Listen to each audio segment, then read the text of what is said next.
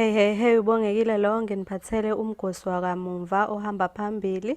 Ungakhohlwa-ke ukupressa i-subscribe button ne-notification button khona ungeke uphuthwe lutho engi-uploadayo. Siyaqinisa kwezokuxhumana ngobuxhakaxhaka besimanjemanje izilomo zikamaskandi, umthandeni iGcokama Elisha Manqele nokhuzani iNdlamlenze Mpungose njengoba sezisungula ama-application okuthuthukisa indlela yokuxhumana nabalandeli bazo futhi zikhangise nakwamanye amazwe. iGcokama Elisha litshela ilanga ukuthi le-app liyivule ngenxa yengcindezi yokuthi izinto eziningi ebezisetshenziswa eminyakeni edlule seziya ngokuphelelwa isikhathi. Lithi lokhu elikwenzile kuyingqophamlando eyofundwa nakwizizukulwane ezizayo. Leli thuluzi lizoqoqa ndawonye konke okuthinta iGcokama, ngisho umculo walo njengoba nama-CD esephelelwa isikhathi. Njengamanje ngithathe elinye igxathu empilweni yami njengoba namathuba emisebenzi avelayo ngizowafaka kuyo i-app yami.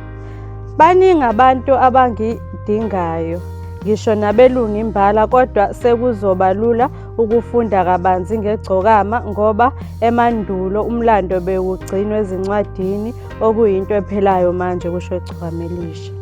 Saliveze nokuthi selisayine isivumelwano sobunxusa beminyaka ewu-5 noVodacom ozokwenza ama-SIM card alomculi azoquketha okuhlukile.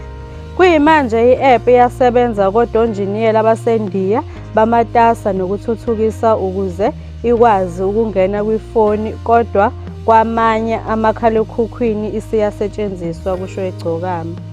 Ukhuzani uthi ukuqhamuka ne-app ubone kuyiyona ndlela ezomsebenzela kakhulu.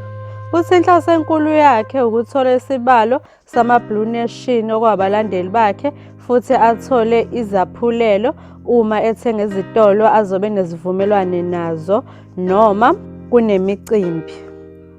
Okuningi ngeke ngikusho manje ngoba uzocathama lo ohlale elinde ucatshangelwa yimi.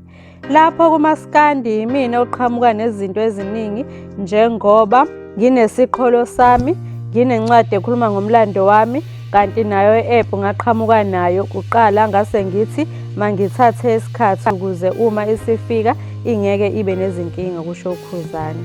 Uthi akazange kumthathe isikhathi eside ukuqhamuka nale app ezotholakala kubona bonke omakhalekhukhwini.